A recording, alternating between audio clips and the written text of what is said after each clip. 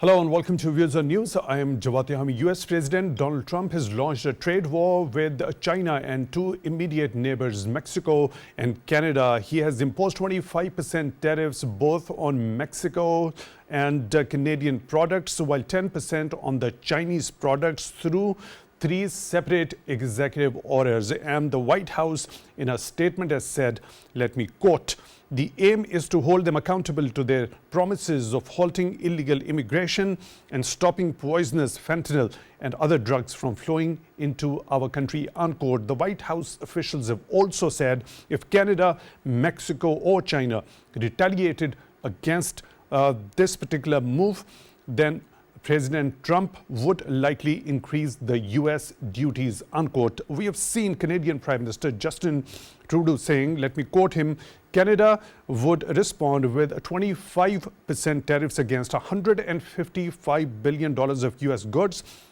unquote. Now, he has also urged his citizens to forego travel to the United States of America and also boycott the US products.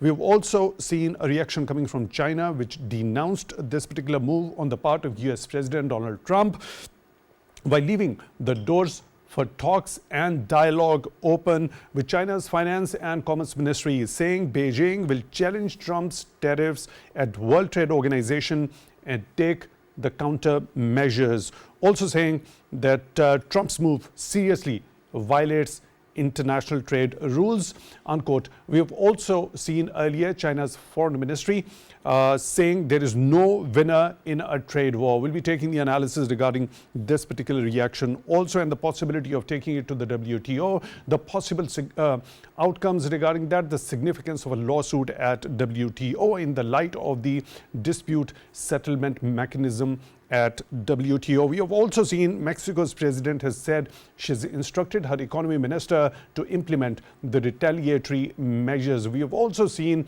the European Union spokesman blasting this particular move on the part of US President Donald Trump, saying the 27-nation bloc will hit back firmly if their products would be meeting with the tariffs on the part of the United States president.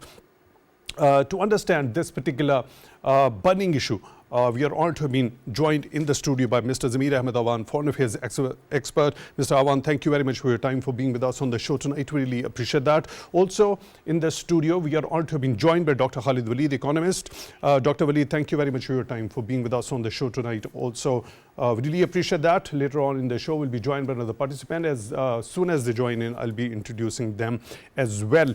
Mr. Awan, let's talk about the aim, the motive behind this particular move. We have seen during that particular presidential campaign, there was a threat repeatedly being expressed by US President at that particular point in time after November 5 election victory, a landslide victory in the US history also. He reiterated that particular very tone, that very threat of imposing tariffs also. We have seen that happening now on Saturday.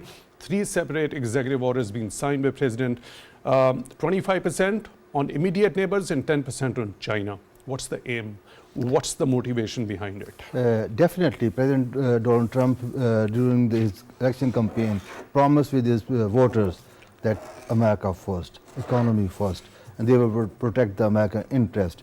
And he has indicated during his campaign he will impose tariffs on imports. And of course, immediately he has targeted three countries, Mexico, Canada, the first neighbors with 25%, China, a faraway country with 10%. But the impact of tariff on China will be much, much more as a volume, because the volume of the trade between China and America is huge as compared to Mexico, America, or Canada, America. The Chinese, of course, will retaliate, or they will respond, but definitely the Chinese are not in hurry. They are not overreacting immediately. They will think, they will calm, quiet, and they will make a wise decision and smart decision. And at appropriate level, they will retaliate. And furthermore, the China will opt to use the WTO platform to resolve these issues, because WTO is aimed to resolve all the trade issues. Definitely, Trump is unilaterally launching a trade war, which China wanted to resist it. Right. Dr. Waleed, what's your understanding when we talk about this particular approach, the promises of which had been made already during the election campaign on the part of President Donald Trump? We saw that a repetition of that, reiterating his earlier long-held promise during the election campaign, after the election victory as well. Now signing these 3 separate executive orders. Do we understand it is the manifestation of the protectionist policy?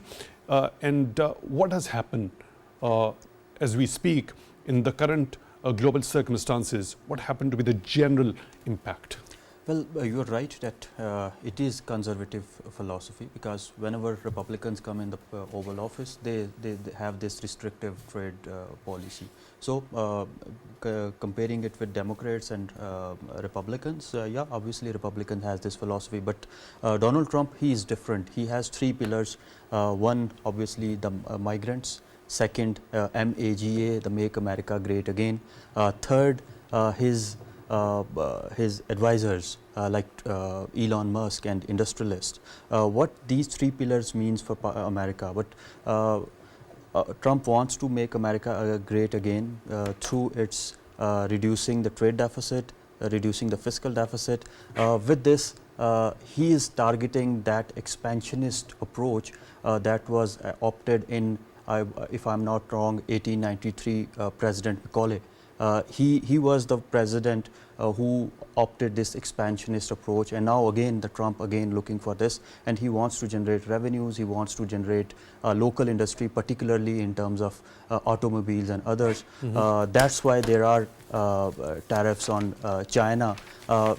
In previous presidency, the Biden also have this policy of tariff on EVs and other products coming into USA from China. But this is huge, and this will make waves, particularly for developing countries and the neighboring countries, Canada and Mexico.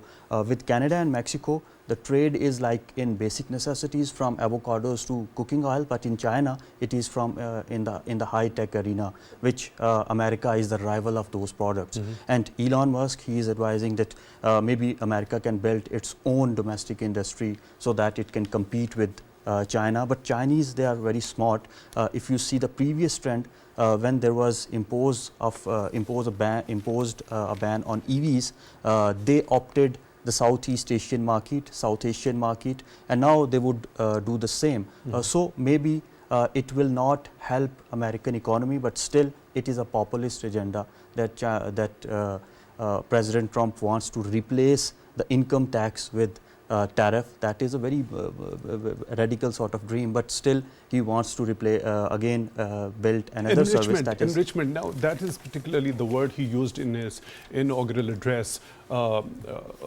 Now this particular enrichment, enriching your own citizens by imposing the tariffs on the foreign countries, what sense do you make of this particular statement? Well, this is the dichotomy of it. I mean, on one side, he wants to impose tariffs on imports so that America can gain in terms of tariff, and dollar can be strengthened. On the other hand, he wants to increase the supply of crude oil. He will force OPEC countries to increase the supply of crude oil so that the prices of gasoline, they can be brought down. Both of these measures are serving one purpose, that is the populist agenda, that make America great again. And you are right that enriching this the citizens of the America, again replacing income tax. That is what he aims at. Yep. That is what US President aims at, enriching his own citizens by putting on the tariffs and taxes over the foreign trading partners, right? How does that particular populist agenda or the policy actually play when it comes to this bilateral economic relationship globally, historically, if we speak? What sort of ramifications are manifested in? Well, again, internally it will benefit America by increasing the aggregate demand, and whenever there is increase in aggregate demand, your domestic industry flourish. But in terms of external relations, in terms of external economy, the global economy, it will start this trade war eventually, as other countries will join in imposing these tariffs. China is looking for one, other countries will join. Secondly, on climate front, there are another non-trade tariff barrier that have been imposed by EU in terms of carbon border adjustment mechanism. Obviously, Trump has withdrawn from the Paris Agreement, but there are other non-tariff barriers are coming, particularly from Australian market, from Chinese market, in terms of climate. So, combining these two trade barriers, the world is heading toward this collision of great powers, but the developing countries, the least developed countries, they would be at loss because the global economic activity would reduce, and it will again bring this philosophy of medieval times, that was mercantilist philosophy, that you save your wealth for your country, not flowing into the world or into the global economy. What the countries need to do is we need to look for new leaders, maybe in trade like China, European Union, so that the balance or equilibrium can be made.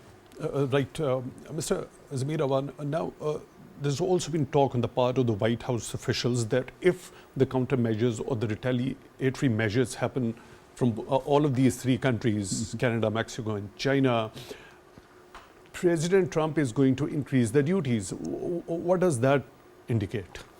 You know, you cannot impose your terms and conditions on other countries. Yes. The other countries are the sovereign state. They know how to defend their interest.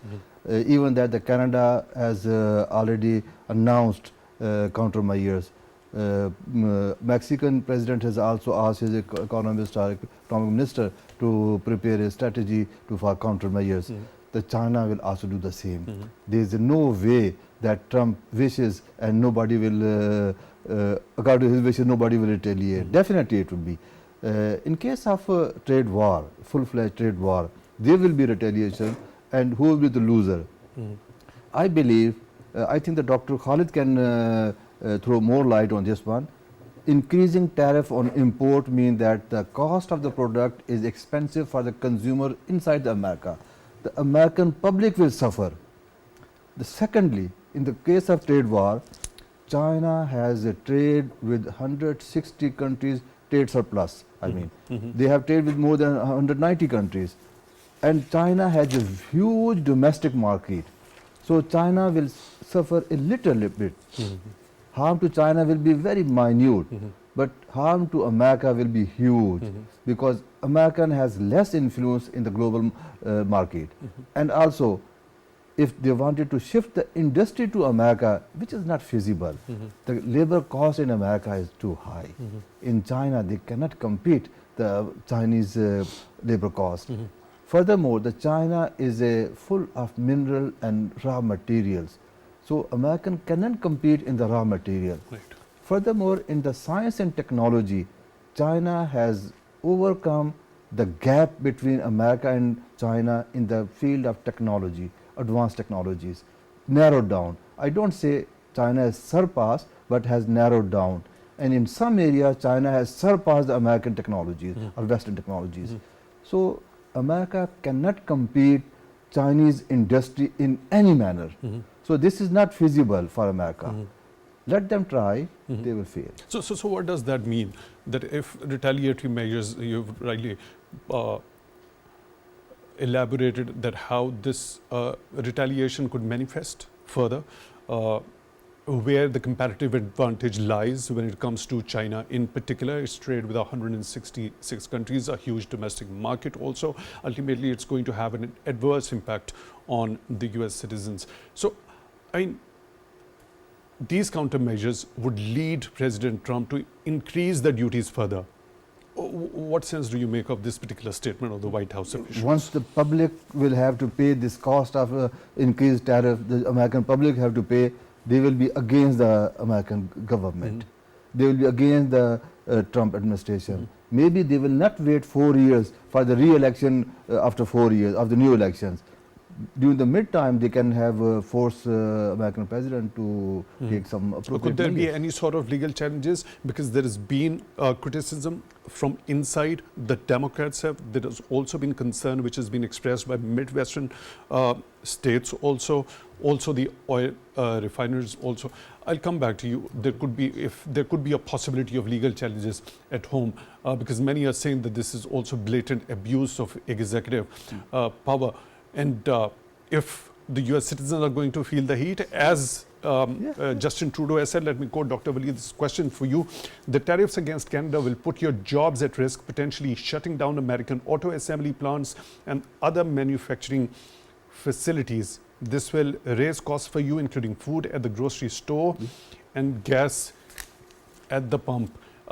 Taking that particular point, do you also think that this is going to affect the US consumers the most in form of inflation, further raising the prices? Well, let me bring the theoretical economics into the fold. In short term, yeah, you'll see the advantage that there would be import substitution, there would be cushion in terms of fiscal measures, you'll have dollar strengthening. That might bring aggregate demand a bit higher and domestic industry might enhance. But in longer term, what happened in 1930s, the Great Depression, tariffs were too high. There was dreamed just like tariffs on foreign trade, right? Yeah, on foreign trade was too high. There was dreamed that American industry would flourish, and American industry, keeping that higher aggregate demand in mind, they overproduced.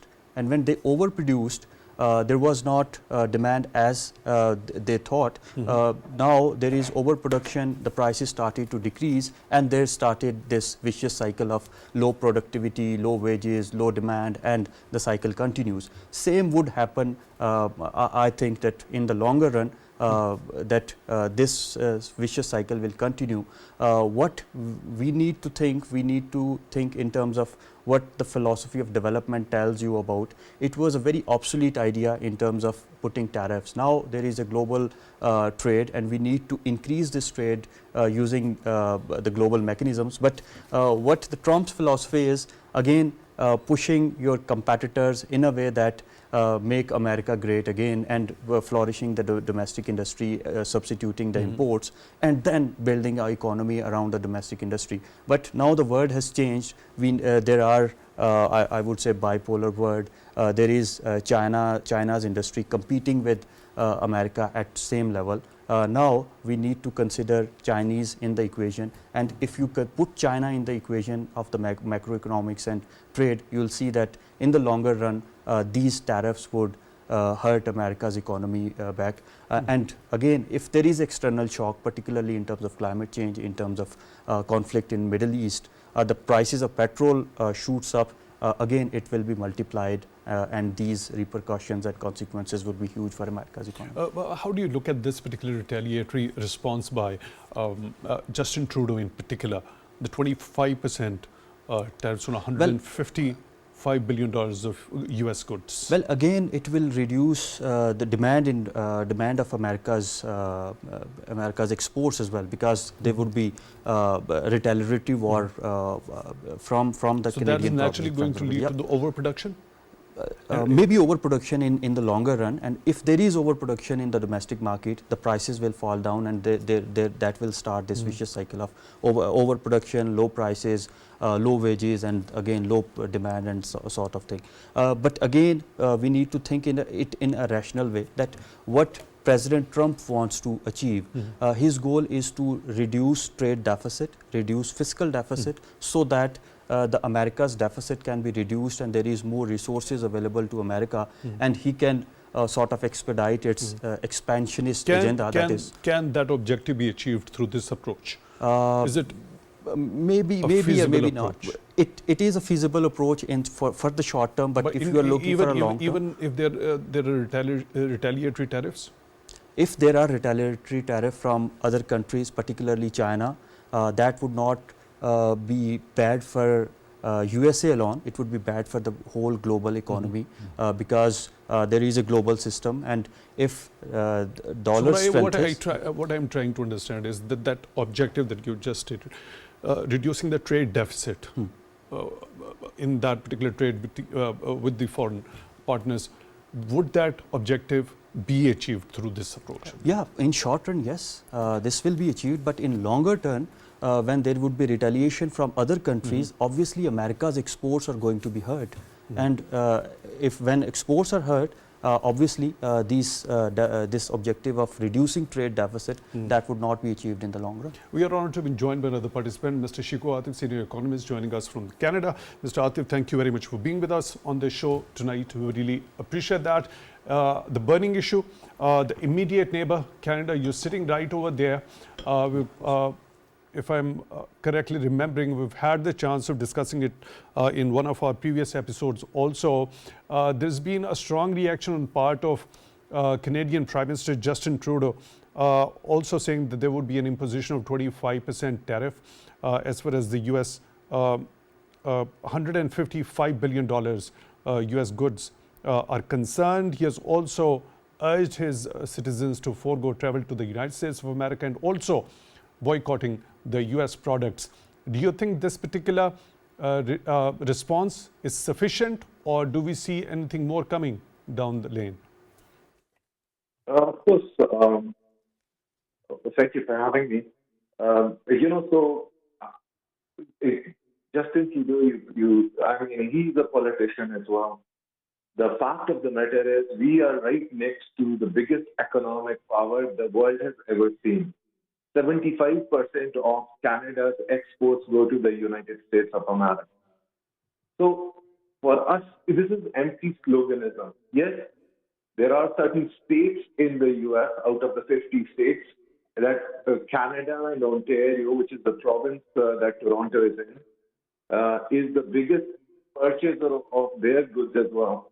But trust me, US can survive the tariffs, but Canada is a much smaller economy, and if the entity that purchases 75% of its exports puts it 25%, makes it a lot more expensive. And our biggest market here for Canadians, the biggest market is the United States of America. And if it's more expensive for Americans to buy a Canadian product, that certainly will impact and many politicians all across the world, including Canadians. This is empty sloganism, not backed up by economic factors. Now, looking at this particular approach, what could be the possible aims, and how do you think it's going to affect the US itself? Of course, sir. So the aim of United States of America is to actually, in the previous term of Donald Trump, it's something a little bit personal between Donald Trump and Justin Trudeau. The last time Donald Trump was president, Justin Trudeau met with him. They had a very amicable, very nice meeting. But right as the meeting finished and Trump was getting on the plane, as he got on the plane, Justin Trudeau went and started talking to the media that I have just steamrolled the president, he's whatever, and Donald Trump really felt betrayed. So there's a lot of personal. Now, Donald Trump is using a lot of incorrect data and incorrect estimation, especially as regards to Canada. But a lot of fentanyl, which you, in your very effective introduction, talked about, he's used that as an excuse with Mexico, China, and Canada. But only 1% of fentanyl in the United States is coming in from Canada. So, and which is 1% too many, too much, but still it's just 1%. And that's the problem faced by Canadians also. Canada also suffers from. So it's all a little bit unjust. And then, like the US actually has a trade surplus with Canada, which means Canadians buy more United States stuff than United States buys Canadian stuff. So a lot of the math, it's a lot very personal stuff that is not backed up by the numbers. So a lot of the people are still, smart people are still thinking that common minds will prevail. And we are all just hoping that even by tomorrow, which is Tuesday, that something might happen and they might slow it down or something. The purpose of the United States in pushing like this is because a part of Canada's border faces right across from China and Russia. And US actually ultimately wants to have a lot of presence in that area to put pressure on China and Russia. So this is just a means to that end. It is not based in It has got very little to do with trade or drugs or illegal immigrants. Mr. Shikoh, Atif, senior economist, thank you very much for taking time out for Views on News tonight. Really appreciate that. Mr. Awan, multiple steps. He has urged, Mr. Justin Trudeau has urged his citizens to forego travel to the US. Firstly, what a likely impact this particular aspect might have. Also, regarding boycotting the US products. Also, the 25% retaliatory tariffs on $155 billion of US goods. I think that he can impose the tariff 25% on American products, but if he restrict Canadian nationals to travel to America, maybe it will be practically very difficult because the people have used to travel to America, they have some businesses, they have some other engagements. It will be very difficult. If he strictly stop people traveling to America, it will be resistance within the Canada also. The third thing that if boycott America, I think this is not the way forward. Ultimately, what I believe, what the China is planning, that to use the WTO platform for resolving the trade issues, that is the amicable way. A dialogue and negotiation under the WTO rules and regulation and terms and conditions. I get your point. I'll come to that particular point. You already talked in your first take regarding when we talk about the difference of the tariffs that have been imposed, 25% on both Canada and Mexico, while 10% on China. You mentioned of distance. Has this particular difference to do with distance? No. Why are these differences then there? No. You know, what was the Trump's behavior or attitude toward Colombia? Can it be the same toward China or Russia or any other big country or European Union? I mean, Trump is a smart man. He is a businessman. He knows what to say and to whom he is talking. When he is talking to the China, he knows the potential of China, the strength of China. He has realized the rise of China. I mean, he is very conscious and very clear, and he has already a telephonic contact with President Xi Jinping just few days ago after taking the oath.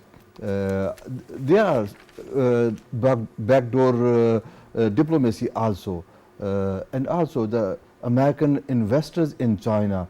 Who is the largest buyer of American product of Boeing is China. GM Motors is China. Many investors, American investors, have a stake in China, and if there is going to be a trade war, American corporates will lose business. Elon Musk will lose the business if there is a serious problem.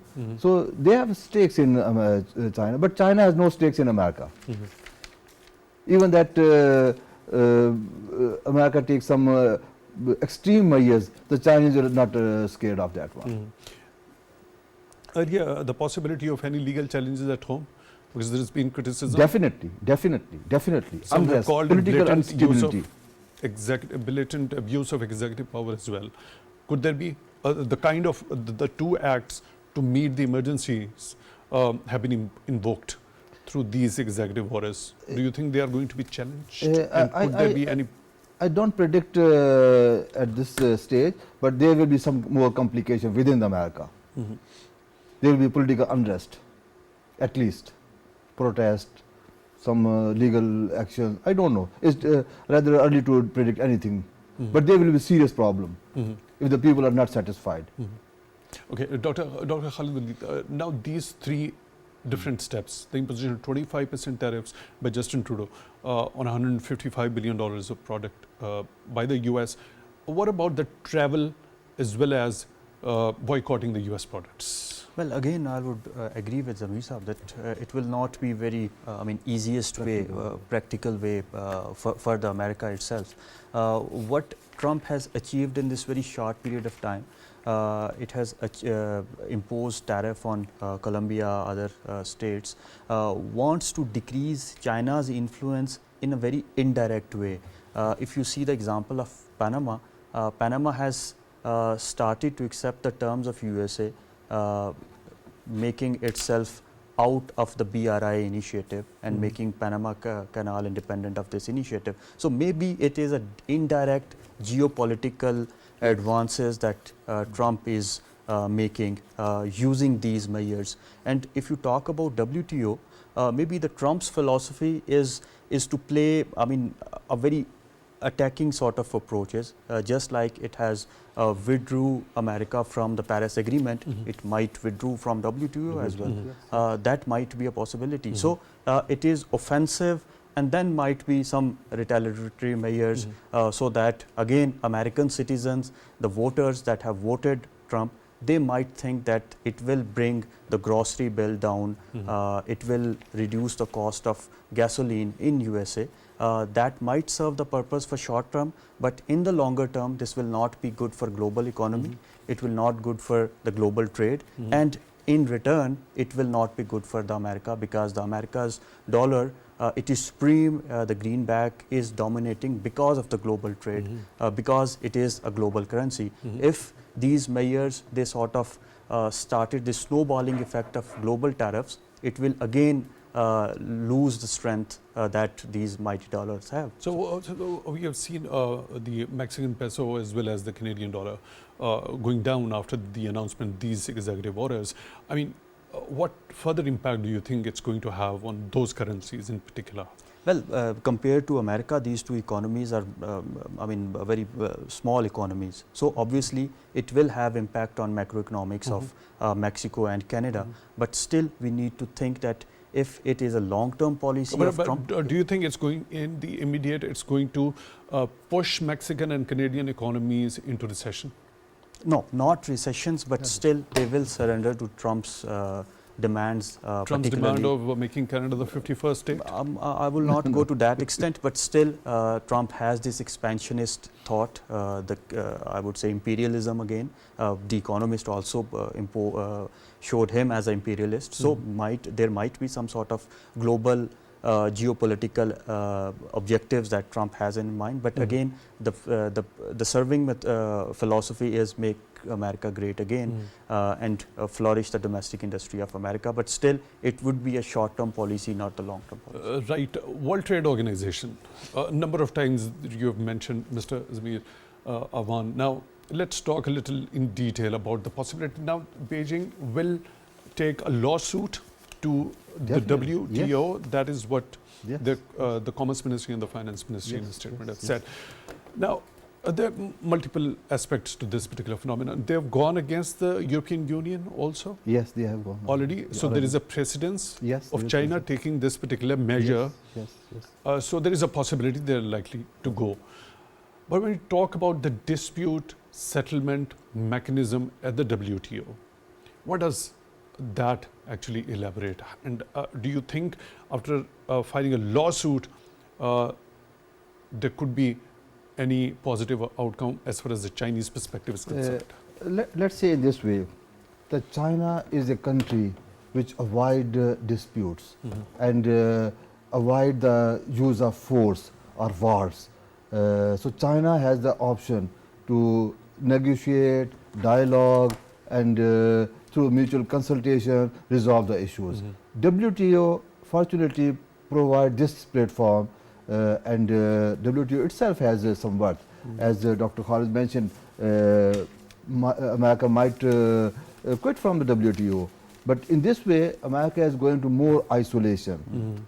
And whatever you just discussed, that is expansion plans and ambition, this is different world now. There was a time when America was a unique superpower, but now the revival of Russia, the rise of China has some new approach that America cannot do unilaterally everything, buying Greenland or making Canada it's one of the state. It is not possible nowadays. Even that, you know what happened, Denmark has allowed Russian to reconstruct the gas pipeline through Denmark land or in area, because this is a reaction of buying Greenland policy of Donald Trump. So now the things are geopolitics are even more complicated. It's not simple, whatever the America said is just done. I mean, America has the right to say something within America, but the other countries have the right to defend their countries or defend their national interest, or they have equal rights. And especially with the rise of China and the revival of Russia is no longer unipolar world. Right, Dr. Waleed, WTO, what does its dispute settlement mechanism actually stipulate? And you already expressed the fear that the US could withdraw from WTO also. So if China goes with a lawsuit at WTO, what could be the possibility as far as the dispute settlement mechanism over there is concerned? We've seen a precedence on the part of the Chinese going to the WTO against the European Union already. Well, the WTO was built on the philosophy of physiocrats. I mean, the open economy, there should be a free trade within the country so that the comparative advantages that can reap the benefit and these benefits can be transferred to the citizens. But now this is a different word. The globalization has been started to sort of transform into anti-globalization. So might be WTO is a platform, but it not as much as effective platform as it used to be. What would be the reaction of China? How strongly they are going to put forward their case in WTO, that would matter. Are they going to impose their own tariffs? That would matter. But again, this would be a loss of the global economy, the global demand, and this will affect the developing countries and the citizens in the longer run. But again, reiterating the effectiveness of WTO, it should be utilized effectively, and the philosophy of Trump making America great again should be based on the open economy that WTO principles reiterate. Let me add one thing more. Please go ahead. WTO was the brainchild of the Western world, and America was the leader. And the largest beneficiary of WTO was the China. And now the Western world is escaping away from the WTO. What do we understand of this international rules-based trade or the trading system? I think we have reached to a place where the international rule base has to be redefined. If we cannot stop genocide in Gaza and we cannot resolve the Kashmir issue, the international rule base, I mean the new world order has to be emerge again. It is no longer effective. But how, what, okay, being the brainchild of the Western world, Yes. and interestingly, ironically, China Was the largest beneficiary of okay, WTO. so how did China achieve that feat? In fact, China was very much conservative. I lived in China before WTO, and China was very much opposed. And inside the Chinese cabinet, there was a long debate that don't join the WTO. WTO means that we are opening our market to the West, and the West will occupy our market and penetrate into our system, and this and this. There was a lot of resistance from internally. But the Chinese government still decided to join the WTO, and they started to exporting. The Western world who entered to China in 1980s and 90s to capture the Chinese market.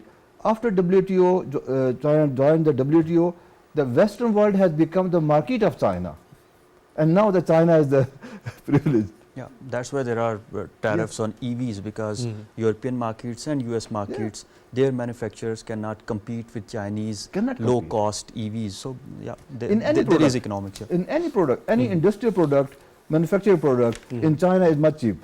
Okay, labor cost, raw material, utilities, they cannot compete. I get your point. Now, a very interesting scenario, by the way. Now, let's talk about fentanyl. The aim that has been talked about in that particular White House statement, this particular thing has been mentioned over there. What is, the China's foreign ministry says that, let me quote that also, fentanyl is America's problem. China's foreign ministry, the Chinese side has carried out extensive anti-narcotics operations with the US and achieved remarkable results. That's what the Chinese foreign ministry says. What is the story of fentanyl?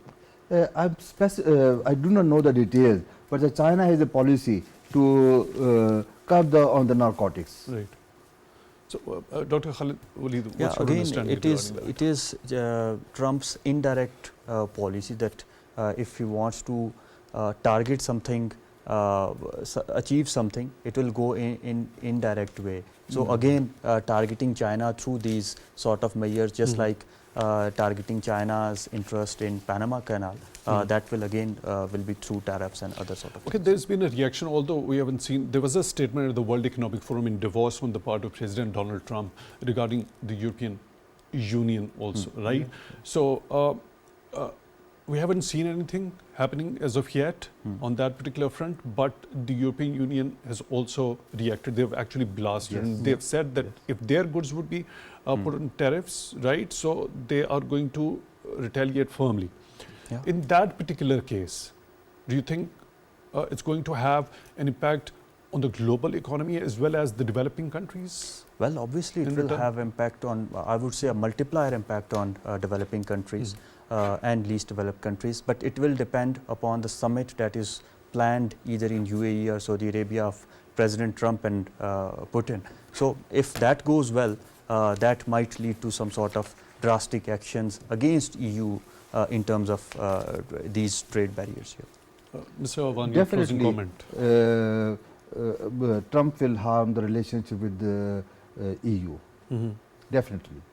Even the NATO will be in a problem. Right, Mr. Zamir Ahmad Awan, Foreign Affairs expert, thank you very much for being with us on the show tonight. Really appreciate that. Dr. Khalid, Waleed, senior economist, thank you very much for your time also for being with us on the show tonight. Really appreciate that. With that, we come to the end of today's episode. Till the next one, take good care of yourselves.